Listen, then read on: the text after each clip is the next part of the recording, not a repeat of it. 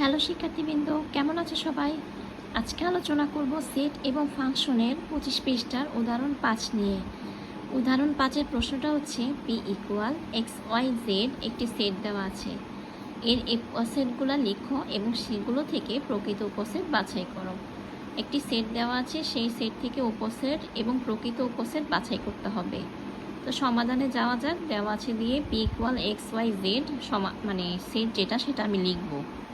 P এর উপসেটগুলো কী হবে? P এর উপসেটগুলো হবে হচ্ছে এক্স ওয়াই জেড সবটা, তারপর এক্স কমা ওয়াই, এক্স কমা জেড, দেন হবে ওয়াই কমা জেড। তারপর সিঙ্গেলভাবে লিখবো, অর্থাৎ এক্স লিখবো একবার, তারপর ওয়াই একবার, তারপর জেড একবার, কমা দিয়ে ফাঁকা সেট লিখবো।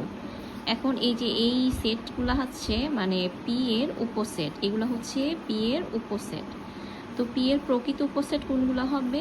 পি এর প্রকৃত উপসেট হবে হচ্ছে এই যে এক্স ওয়াই জেড, এটা বাদে বাকি সবগুলাই হবে হচ্ছে পি এর প্রকৃত উপসেট। আমরা জানি যে প্রকৃত উপসেট হচ্ছে প্রদত্ত সেটের উপাদান সংখ্যা অপেক্ষা কম হবে। তো সেক্ষেত্রে এটাই হচ্ছে আমার প্রকৃত উপসেট। তো একটা জিনিস আমরা দেখে নিই বিশেষ দ্রষ্টব্য, যে কোনো সেটের উপাদান সংখ্যা n হলে উপসেটের সংখ্যা হবে 2n এবং প্রকৃত উপসেটের সংখ্যা হবে 2n-1। এখন কোনো সেটের উপাদান সংখ্যা যদি 2 হয়, সেক্ষেত্রে উপসেটের সংখ্যা হবে 2 এর উপর পাওয়ার স্কোয়ার, অর্থাৎ 2 দুগুণে 4টি। আর উপাদান সংখ্যা যদি 3টি 3 হয়, সেক্ষেত্রে হবে উপসেটের সংখ্যা 2 কিউব, অর্থাৎ 2 কিউব 8, অর্থাৎ 8টি। এখানে কিন্তু উপসেটের সংখ্যাও 8টি এবং প্রকৃত উপসেটের সংখ্যা হবে 2 কিউব -1, অর্থাৎ 8 - 1, অর্থাৎ 7টি।